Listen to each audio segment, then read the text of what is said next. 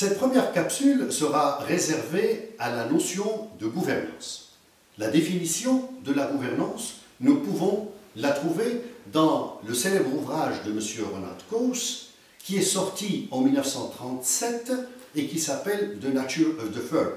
Cet ouvrage a parlé pour la première fois de la notion de corporate governance. La gouvernance se base sur 3 éléments fondamentaux. Le premier, c'est la notion de droit. La logique de la gouvernance ne peut être que juridique. Sans respect de droit, il n'y a pas de gouvernance.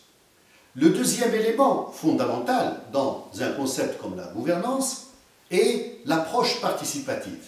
Cela veut dire que tous les acteurs de la scène publique doivent agir dans le cadre d'une gouvernance et d'une convergence dans le cadre décisionnel.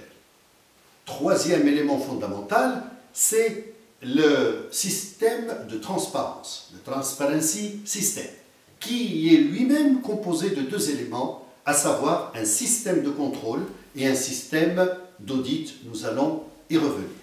Cela veut dire que la gouvernance ne peut s'inscrire que dans un cadre juridique d'approche participative et qui respecte le système de transparence composé d'un système de contrôle et un système d'audit. Les outils de la gouvernance. Vous comprendrez pourquoi j'avais insisté lors de la dernière rencontre avec vous sur des fiches techniques relatives aux concepts suivants qui sont les outils de la gouvernance. 1. La RCB, la rationalisation des choix budgétaires. Un petit paragraphe sur la RCB est fondamental pour comprendre la notion de rationalisation des choix budgétaires. Le corollaire de ce concept est le fameux PPBS, Planning, Programming, Budgeting System, qui est une notion américaine qui avoisine celle française, qui est la RCB. Troisième concept et outil de la gouvernance, c'est le CNDT, c'est-à-dire le cadrage des dépenses à moyen terme, le CDMT. Le CDMT est le cadrage des dépenses à moyen terme. Pourquoi? Parce que le cadre budgétaire est un cadre annuel par définition et il existe des dépenses pluriannuelles. C'est la raison pour laquelle on a pensé à ce mécanisme de CDMT qui va nous permettre de faire une corrélation entre les dépenses à court terme, à moyen et à long terme. La GAR, la gestion axée sur les résultats.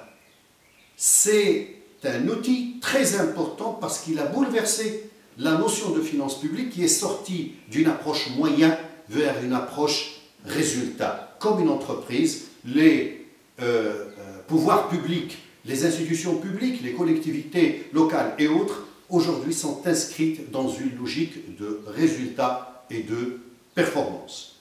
Voilà les principaux outils de la gouvernance et c'est la raison pour laquelle nous devons préparer des fiches techniques relatives à ces outils pour mieux comprendre la dimension de la notion de gouvernance. Je vous remercie pour votre attention et à la prochaine capsule numéro 2.